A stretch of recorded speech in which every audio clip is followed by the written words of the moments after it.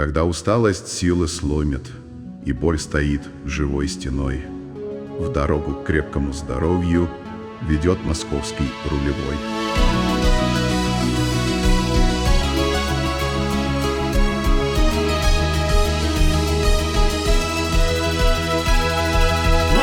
Московский рулевой. Всем снова здравствуйте, дорогие радиослушатели. Вы по-прежнему настроены на первое всероссийское независимое радио «Московский рулевой». И с вами, как обычно, Сергей Нерзин, и в эфире ваша любимая ежевечерняя передача «Нерзин и посиделки». А также ваш любимый соведущий программы Алексей Смольный-Смольченко. Всем привет!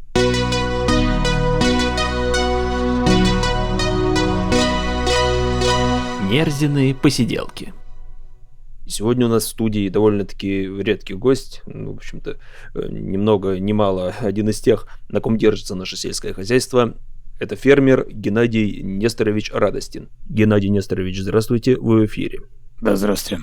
Ну что же, дорогой Геннадий Несторович, вы обещали нам сегодня некую интересную, даже, наверное, страшную историю. Ну что же, милости просим с самого начала. Я даже не знаю, с чего начать. Был день как день.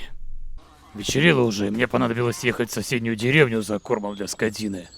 У меня там хороший друг, он продает корм на рынке в городе, а мне по скидке дает.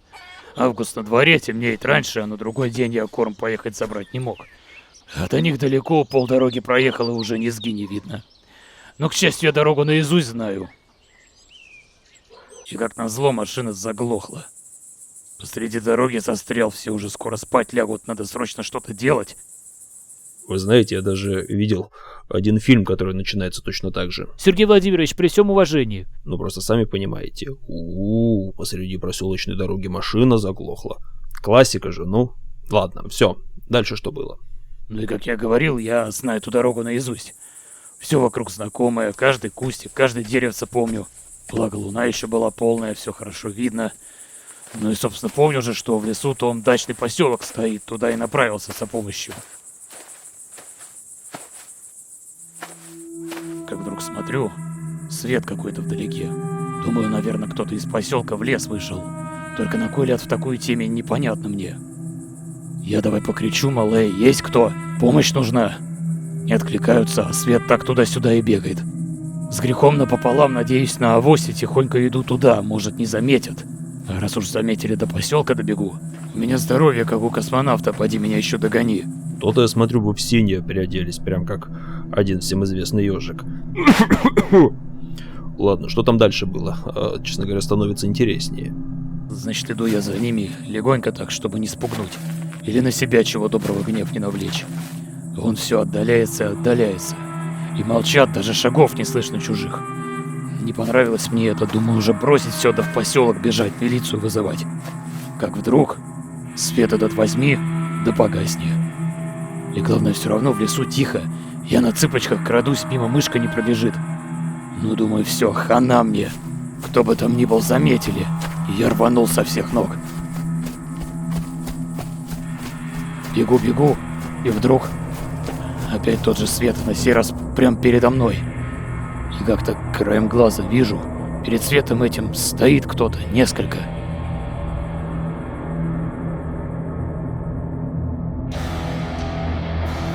Они были похожи на людей. Но это были не люди. В смысле не люди? А кто ж тогда? Понятия не имею. Стою, ни рукой, ни ногой пошевелить не могу, душа в пятки ушла. Стою и просто смотрю на них. И все разные. У кого ноги в раскоряку, рожи не рожи. И почти все в скафандрах каких-то черных таких, а в руках оружие. Ей-богу, не пью, я трезвенник, да и к тому же в тот вечер за рулем был. На таких образин сроду не видывал. Да, а может быть вы днем на солнышке перегрелись. Ну, всякое бывает, наверняка тяжелый день в огороде, там 5-10. Я, по-вашему, на дурака похож? Чем угодно, клянусь, все было взаправду. Ну хорошо, а может быть это были просто придурки какие-нибудь в костюмах? Ну, там, не знаю, насмотрелись фантастических фильмов и давай по лесу бегать, знаете ли, в скафандрах. Нет, точно говорю, не люди это были совсем. И вот почему. Дальше я Сам не знаю как, то ли я от них убежал, то ли сами отпустили. Но я оказался у совсем другой дороги. И ничего Глантела не помню. Единственное, что я каким-то макаром запомнил, так это то, что они здесь уже давно. Черт знает, со времен царя Гороха, наверное. Так они... это кто? Раз вы все твердите, мол, не люди это, то тогда кто?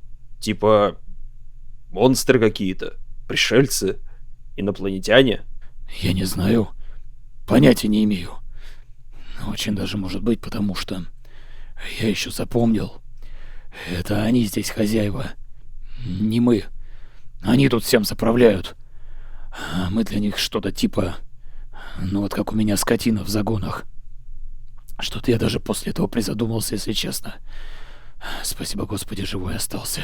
А вы мне скажите, Геннадий Несторович, а вы случайно там 1,5-метровую мышь с огромными такими ушами в красном комбезе не видели с ними? Говорю вам, все взаправду было. Ну да, а еще заговор фельдрокеров и шатрыльдов вам эти пришельцы наверняка раскрыли во всех деталях.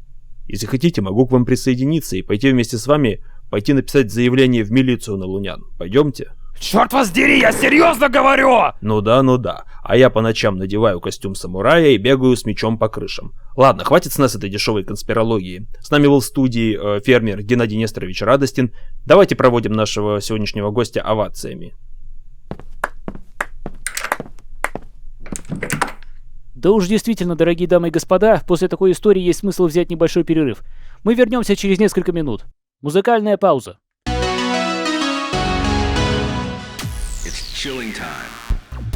Смольный, ты что творишь? Какая к черту музыкальная пауза? У нас эфир. Серег, мне кажется, зря ты так с человеком. Это уже бог знает который раз за неделю с такой вот историей. И что, мне теперь шапочку из фольги нацепить? Может быть, сейчас в палате номер 6 обострение какое, подумаешь? Вот ты как раз и подумай. В последнее время все новости то и дело о чем-то подобном вещают. Одни только мужики в цветастых костюмах чего стоят. Новости — это одно, да и мужики в костюмах еще более-менее. А вот такие вот байки про инопланетян в лесу. Нет, слушай, ну это уже совсем не наш профиль. Давай, чтоб с этого момента в нашей студии ни одного чудика больше не было. Всякие там эксперты, как обычно, пытаются втюхать вам кучу дерьма!